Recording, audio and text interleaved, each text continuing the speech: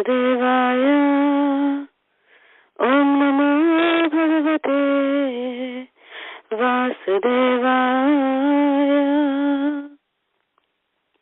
Om Namo Bhagavate Vasudevaya. Narayanam Namaskrityam Naram Chaiva Narottamam Devim Saraswatim Vyasam Tato Jayamudirayet.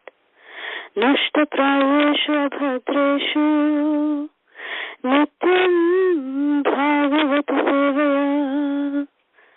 Bhagavati Uttama Shloke Bhakti Bhagavati Naishtiki.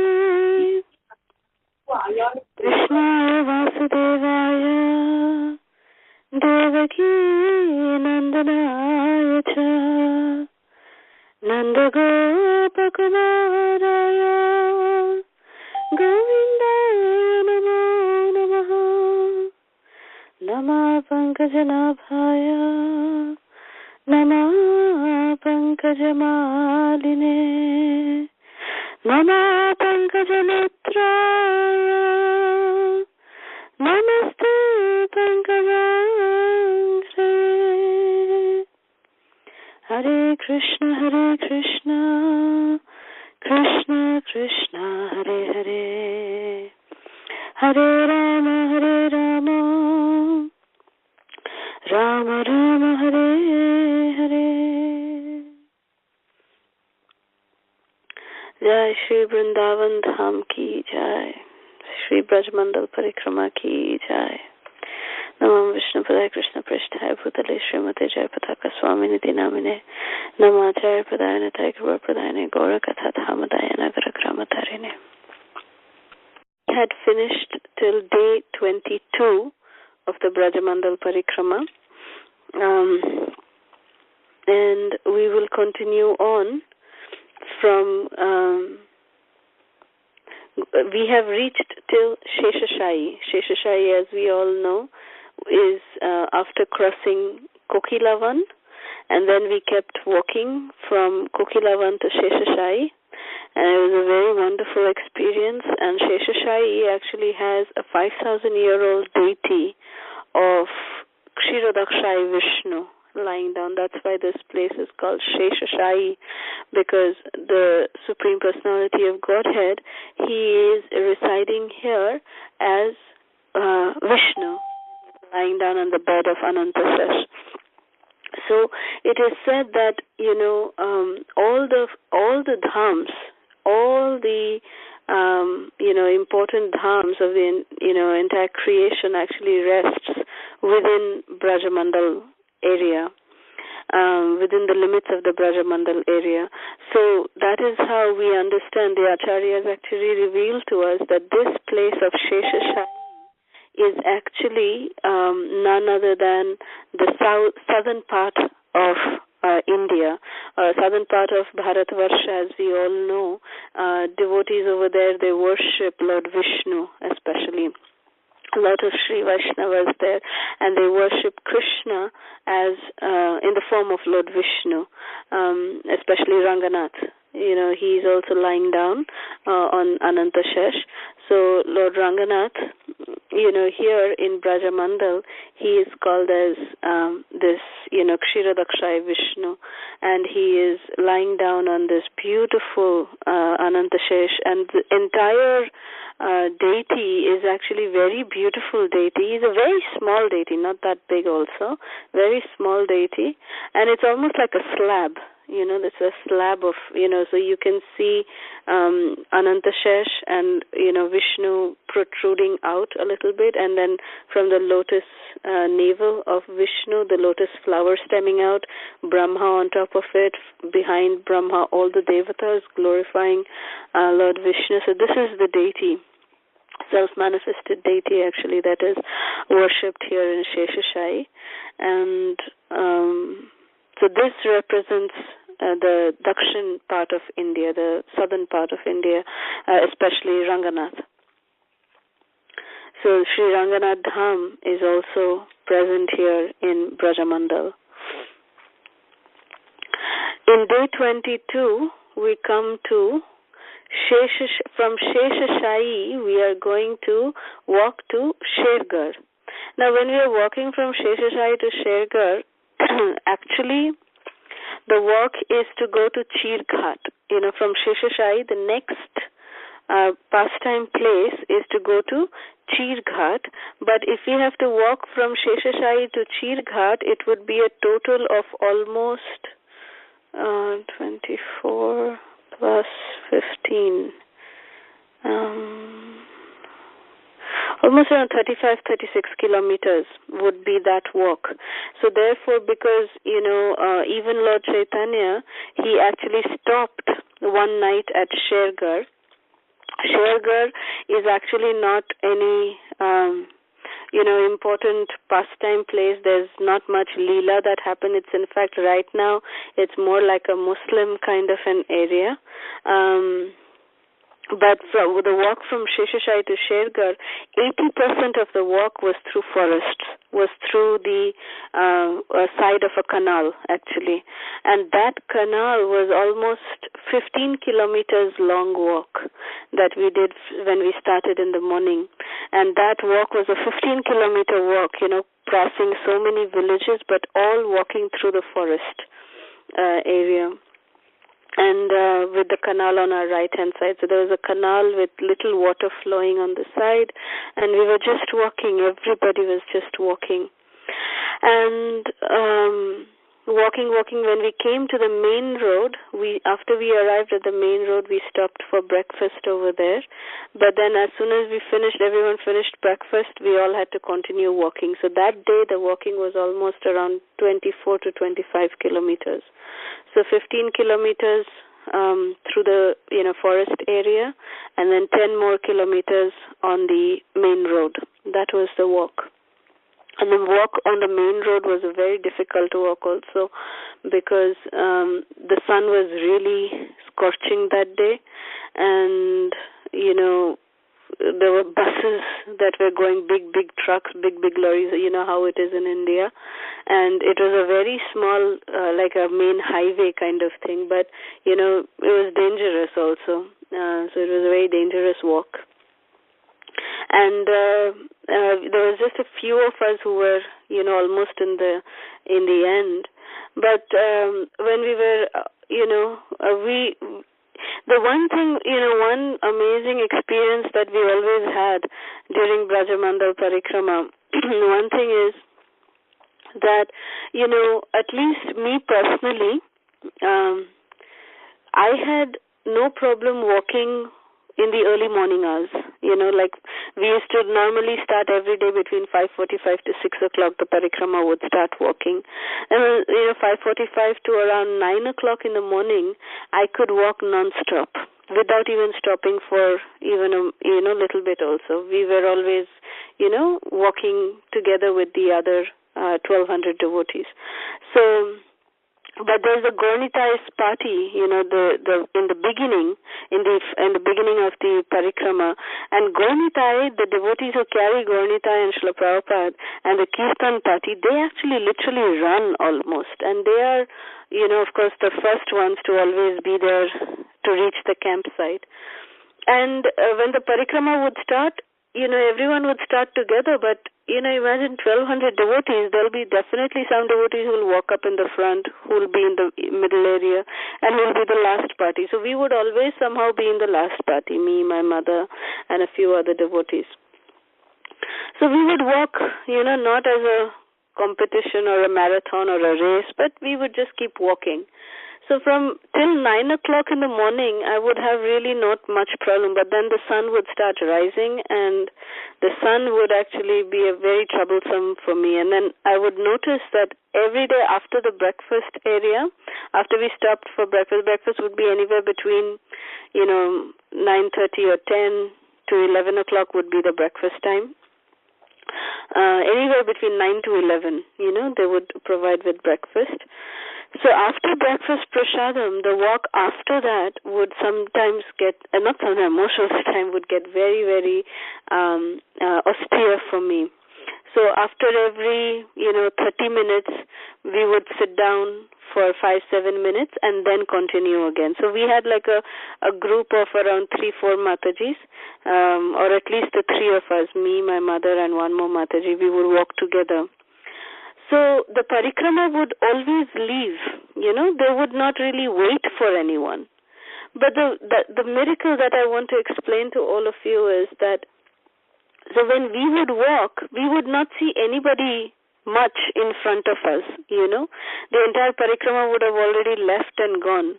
And anyone whom we see on the road, they would cycle and go by, or, all these different Vrajbasis, local people, the villagers, they would just keep walking, or they would, be doing their working in the fields, or, just riding on their bicycle, and they would say Radhe Radhe, and they would go. So we would just ask them, Yahi se hai parikrama marg? This is the parikrama marg? So they would say, just keep going, So aage jao. So they would be the ones who would actually guide us, and the guidance would always be, without any doubt, would be the right thing to do. And of course, there was the, somehow the other Radharani arranged that we never got misdirected, you never get lost, you never get, although the parikrama would have reached even 2-3 hours before sometimes, the entire parikrama party, by the time we reach the camping site, it would be sometimes even 2 or 3 hours also late that we have reached. But never have we been late because of, going in a misdirected route or something. The Brajbasis are so kind that they always give us the right direction. They give us guidance properly that, yes, this is the parikrama path. So everybody in Braj, they know what is the parikrama path. You can never get lost, So anyways, that's how we reached from Sheshashai to Shergarh. We reached like that, walking this 24-25 kilometers. And from this day onwards, from day 22, somehow every single day after this, I was the one, because we were the last in that party, right? As I said, we were, my mother, myself, and a few other Matajis would always be in the end. So somehow or the other, from day 22, I started realizing one thing, that Srimati Radharani would always reveal it first to me, where our campsite is. So from almost a kilometer away, I was able to take darshan of our camp. I would say, look, there is the tent, there's the tent. I could see the tent. So Srimati Radharani was very kind that she would reveal, and by default it was always, I would just look and I would see the tent in the middle of the fields. And the devotees, from this day, they would started telling, oh, Kalasudha, you need to keep looking. You keep looking, because Radharani is revealing it to you, that where we are supposed to stay in the night today, and you can see the place of the tent. And I said that, well, Radharani is more concerned for all of you, because all of you feel so happy that when you hear that, oh, there's the tent, you feel that we've almost reached. So to ease out your pain, Radharani is just using me as her instrument. So this was something very sweet that devotees, I was at least one source of pleasure to the devotees by revealing to them, okay, here's our tent, and we just have, maybe just little time to walk. And, when you're walking in the fields or when you're walking on the road, the tent, although very, very far away, sometimes it could be even 2-3 kilometers far away, but, when you see across the fields, you see these little tents, oh, we've reached. So, it's like walking towards the goal.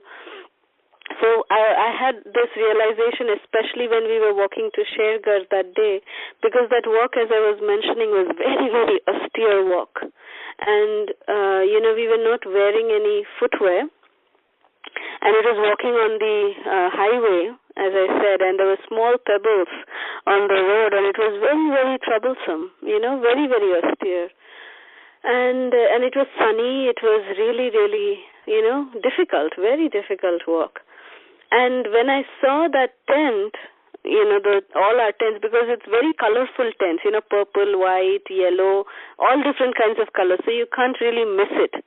So when I used to show that tent, that day when I showed that tent to everyone, it was like a new life in everyone that said, oh, okay, we've reached. Although we are so far away, but everyone was feeling that, oh, we have reached. We have already reached, because we can see our destination. And immediately, the thought that, we have pebbles stuck to our feet is really scorched, and there's, really so much of difficulty, austerity that we are going through, all that seemed to disappear just because we had the final destination in front of us. So that, at that moment, one realization just dawned upon me that, this is how we should also feel every moment of the day when we practice devotional service, when we keep the ultimate goal as the lotus feet of our spiritual master. That is our goal. That is our ultimate destination, Guru Maharaj's lotus feet. If we can just, constantly have Guru Maharaj's lotus feet in front of our vision all the time, then just imagine whatever difficulties we are going through in our day-to-day lives, so much difficulties, so much problems. The problems seem like mountains. But all these problems seem like nothing when we keep Guru Maharaj's lotus feet in front of our vision.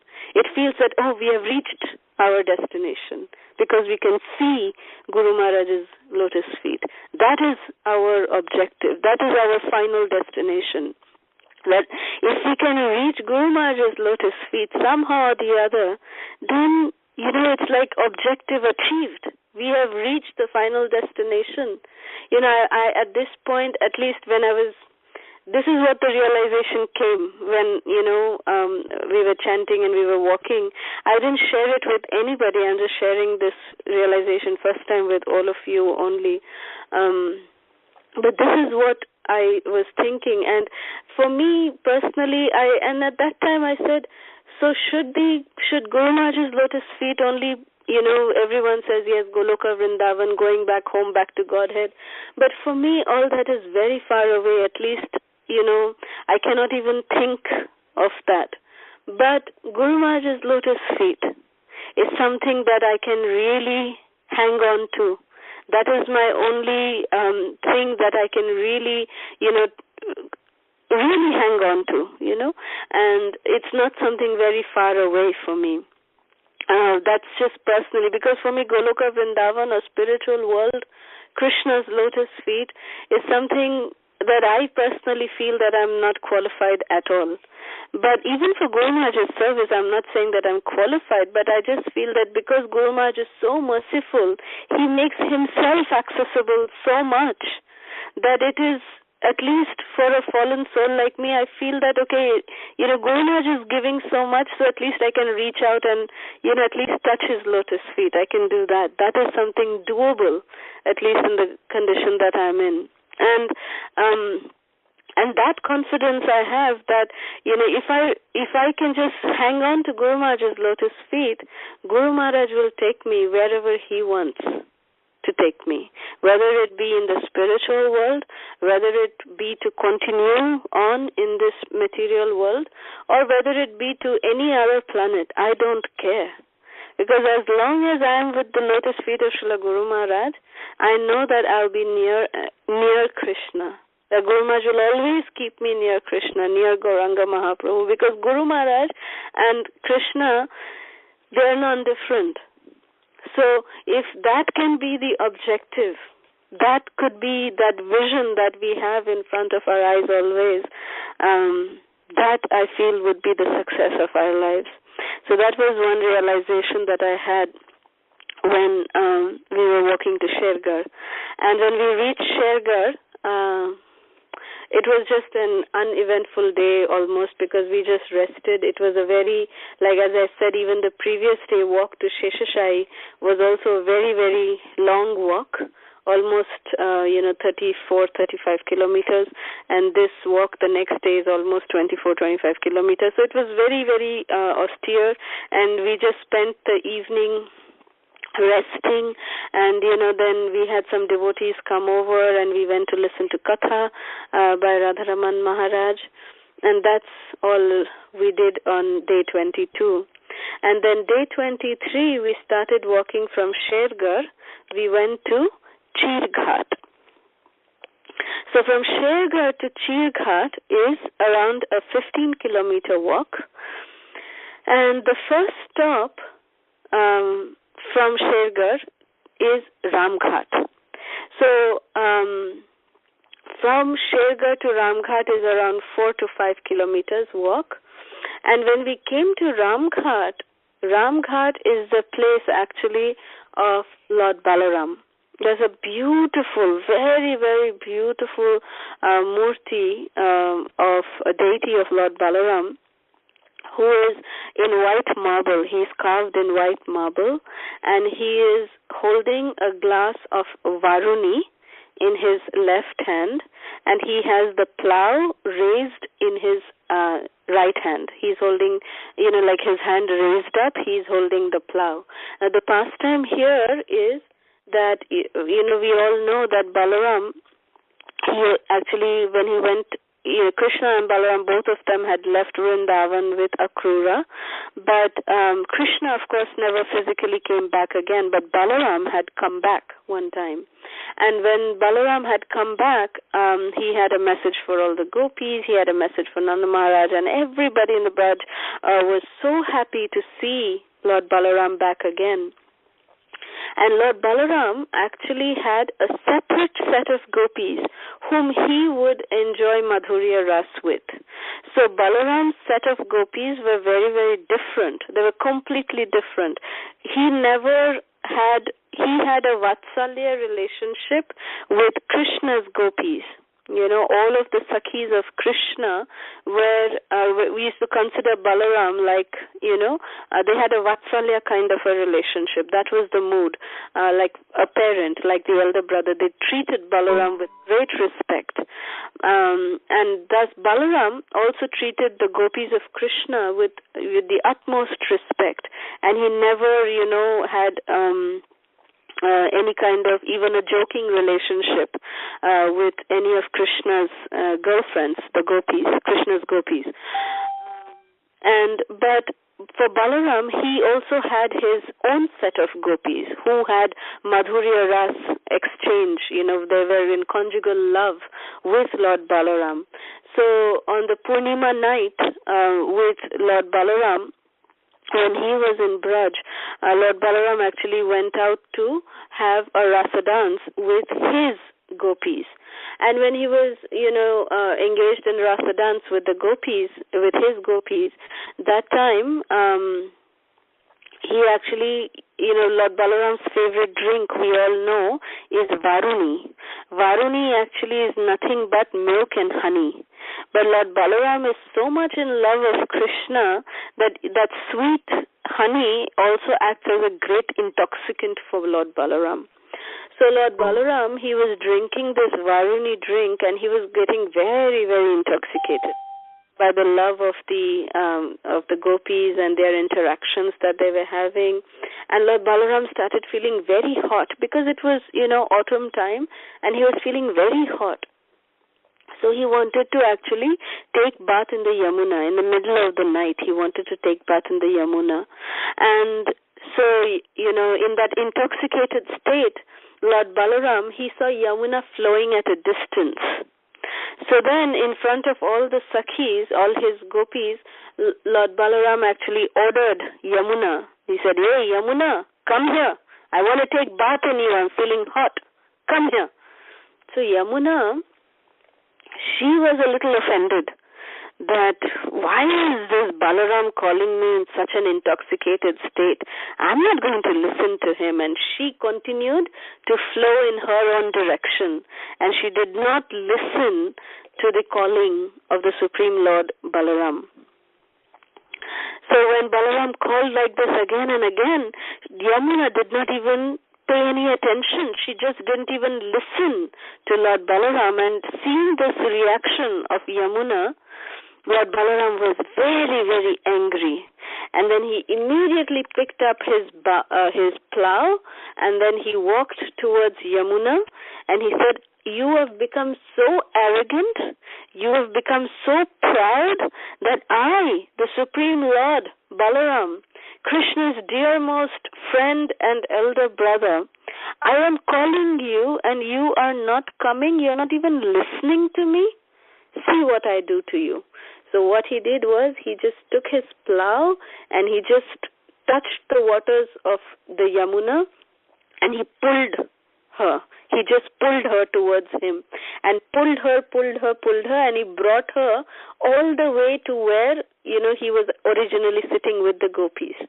So he brought her till there. So Yamuna at that time realized, that this is really indeed, even though he is, in a so-called intoxicated state, but this is none other than the Supreme Lord Balaram, and that the only difference between Krishna and Balaram is actually they are both the Supreme Personality of Godhead. Krishna is also Supreme Personality of Godhead, and even Balaram is the Supreme Personality of Godhead, but there is a difference in the mood. Krishna is Supreme Personality of Godhead as the enjoyer, and Balaram is the Supreme Personality of Godhead as servant, as the supreme most servant of Krishna. So Lord Balaram, manifests his supremacy in this way. And, Mother Yamuna, she immediately realized it, and she realized her mistake, and she came personified in front of Lord Balaram. She touched his lotus feet and said, "Lord Balaram, please forgive me for, I indeed had become very, very proud, so please forgive me, and, please come and enjoy in my waters. Please come." So then, Lord Balaram and the gopis, they entered into the waters of the Yamuna and they enjoyed a lot of water pastimes. So this is the pastime that happened at Ramghat. This place is called Ramghat because, even till today, you can see, when you go to this place, you can see that the Yamuna is flowing in a straight line, but just behind this temple, there's a temple today in this area, she is like a V. There's a little channel that comes out. It's as if someone has really pulled her. And not someone, but Lord Balaram himself has pulled her. So she's like a V coming inside towards the temple and again going back and continuing on with her flow. So there's, so this place, Lord Balaram, is called and is celebrated and is worshipped as this deity of Lord Balaram is called as Khiche Dao. Khiche means one who khicho, pulling in Hindi is called khichna, right? So one who pulled Yamuna with his plow is Khiche Dao, and Dao is, Krishna's elder brother. Krishna calls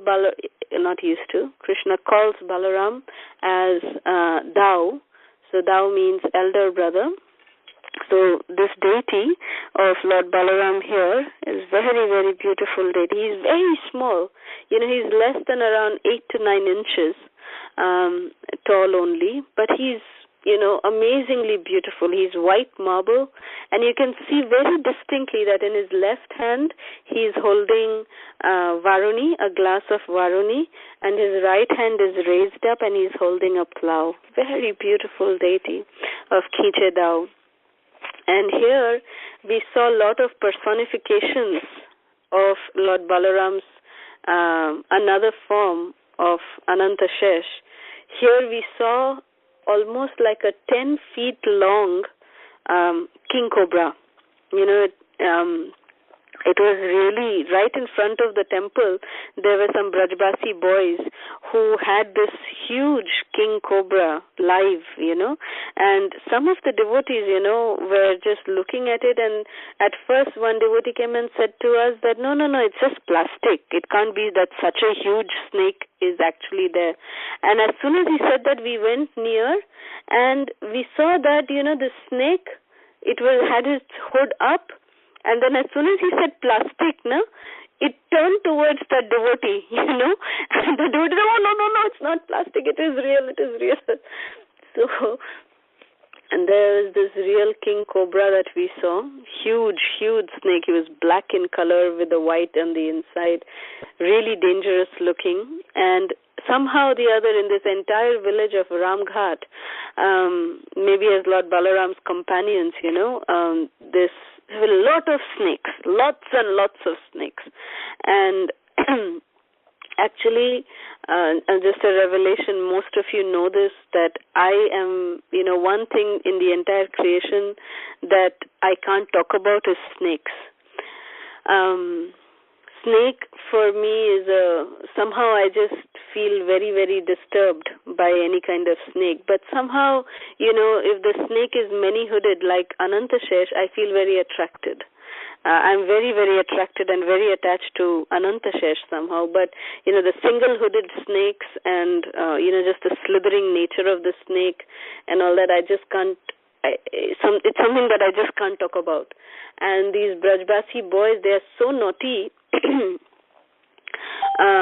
When we were walking, there were so many of these boys, they carry these snakes in their little pitaras, the little boxes, those jute boxes, and they would just open them in front, and the snake would just rise its head and, just right in front of us. We were walking, and then they would just come in front of our face and open the case like that. So very naughty Brajbasi boys. They would do all that, of course, for money. But this was one special feature that we saw in Ramghat. So many snakes we had darshan of. Then from Ramghat, we went to Viharvan. Viharvan or Khelavan. This is the place where Krishna Balaram played as, cowherd boys with all their cowherd boys, that, even actually forgetting to eat, Krishna Balaram would just continue to play. So even till today, if you see, when we walk into this Khelavan, the sand over here is very, very, very, very soft. It's like as if, and it's very pleasant to walk on, very, very cool, kind of sand over here in this area of Khelvan, or which is also called Biharban, where Krishna and Balaram used to come and play with the other cowherd boyfriends.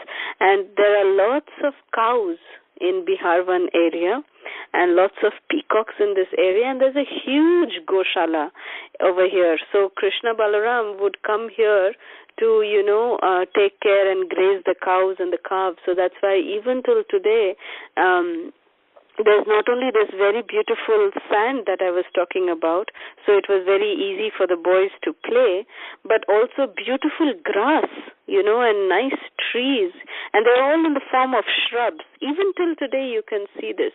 And so we can see that naturally the cows and all the other animals, they get very nice, shaded area to graze around, the boys for them to play around.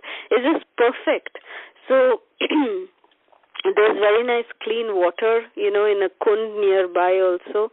So really, really very, very beautiful place. So this is where, Krishna Balaram came. So we crossed Biharvan and Khelvan, and then we came to this one of the banyan trees, which is called as Akshay. This banyan tree is 5,000 years old. Like this, there are actually 16 Vata-vrikshas, celebrated very, very old banyan trees in entire Vrajamandal. And this Akshay is one of them. Akshay is actually the place where, Krishna would actually, and all the cowherd boys, not just Krishna, but when they would start from home every day in the morning to graze the cows, to go into the forest, all their cowherd boys' mothers, including Mother Jashoda, would pack their lunch, and they didn't have tiffin dabbas, no dabbas during that time, so they would actually give it in a little cloth.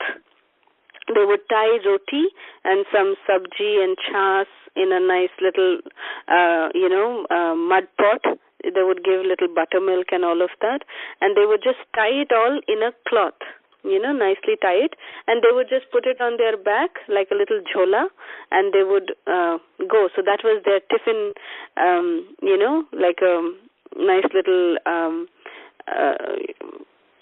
potli kind of thing. I don't know how to say it in English, but a nice little, cloth kind of a bag. And Krishna Balaram, as soon as they would come near this Viharvan to, play around and all this, so this Akshavat is very near Viharvan.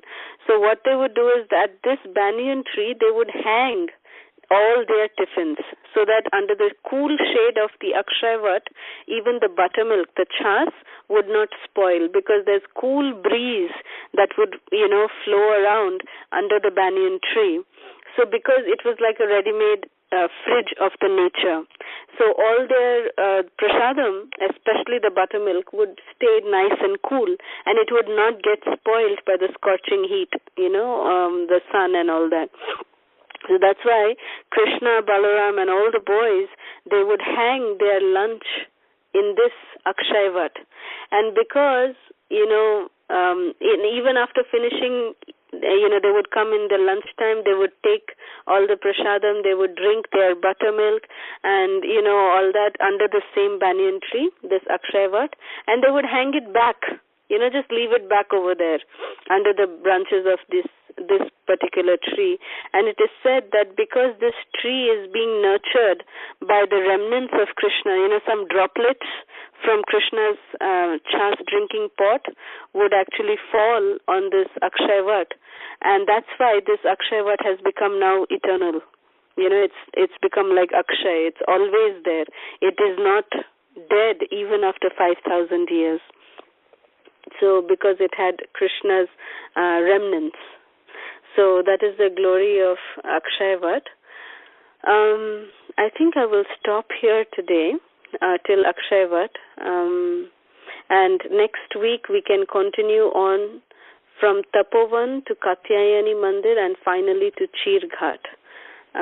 So I'll stop here today, and we can take any questions, comments, realizations, reflections now.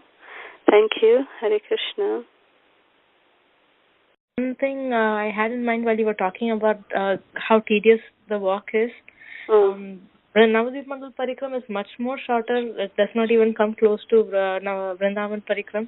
But even that one sometimes, I like the part where we have Katha, we go to that place visiting and all that, but sometimes the walk becomes tedious, and I look forward to going to the camp. But I feel it is like I'm waiting for it to be over kind of thing. I feel that might not be the right way to look at it. So what will be the proper mood, Mataji, especially when it is when the walk is long? What should be our mood then? Like I said, when the walk is very, very long, we can think that, how I told you, I just shared about my realization from sergarh, that when I saw the camp and how it felt, and keeping the ultimate objective in as the object of our vision, So that, when we are actually in the moment, undergoing that severe austerity, scorching heat, sun over us, and, just wishing that, let's go and, be in the final campsite, let's just enter the camp, our tents. When we feel like that, well, the other thing which I used to do was that I used to start remembering the kathas, I used to start remembering the pastime places. And the other thing that I used to also remember, which really motivated me to just keep walking, was that the purpose why I am doing the parikrama. I was not doing the parikrama for myself. I was actually doing the parikrama as an offering to Guru Maharaj for his well-being.